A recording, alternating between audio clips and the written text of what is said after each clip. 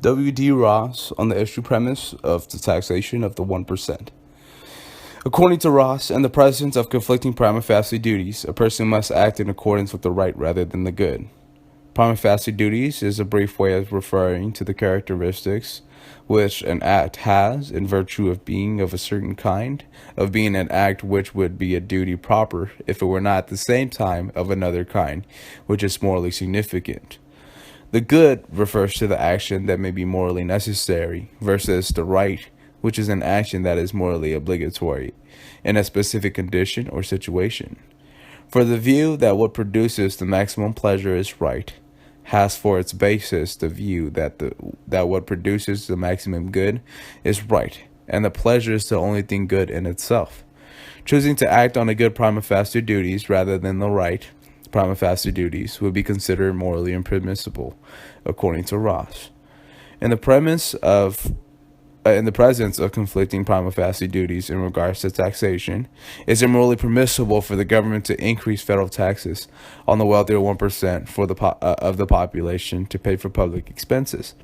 Federal taxes are levied by the United States Internal Revenue Services, or IRS, on the annual earning of individuals, corporations, trusts, and other legal entities. Federal income taxes are applied on all forms of earnings that make up the taxpayer taxable income, such as employment earnings or capital gains. The United States Internal Revenue Service is a U.S. government agency responsible for tax collection and tax law enforcement, which includes tax forms, income tax forms, instructions, and agency publications. Public expenses paid by the federal income tax include national defense, Social Security, Medicare, Medicaid, interest on national debt, and safety net programs such as welfare, unemployment, and homeless shelters. To be a part of the 1% income earner in the United States, a person would have to typically earn more than $516,633. It is morally permissible for the government to increase federal taxes on the wealthier 1% of the population to pay for public expenses. This is because the government is to act on the right side of their prima facie duties. In regards to the taxation increase, it is good not to increase federal taxes on the 1% because the taxes are deducted from their personal income. To act in accordance with the good prima facie duties, the government would not increase the taxes on the wealthier 1%.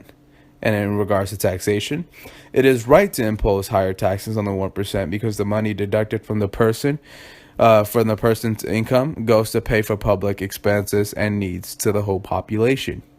Increasing the federal tax rate on the 1% is right because it is morally obligatory to help benefit the whole population and society. To act in accordance with the right prima facie duties, the government must impose a tax increase on the wealthier 1%. So, according to Ross, choosing the good prima facie duty over the right is morally impermissible. If the government chose not to increase the tax rate on the 1% of society, the government then would be choosing the good prima facie duty, which would be deemed morally impermissible. If the government had chose to increase the taxes on the 1% of the government would then be acting in accordance with the right prima facie duties, making the action morally permissible. Therefore, imposing a tax increase on the wealthier 1% is morally permissible because it is acting in accordance with the right prima facie duties.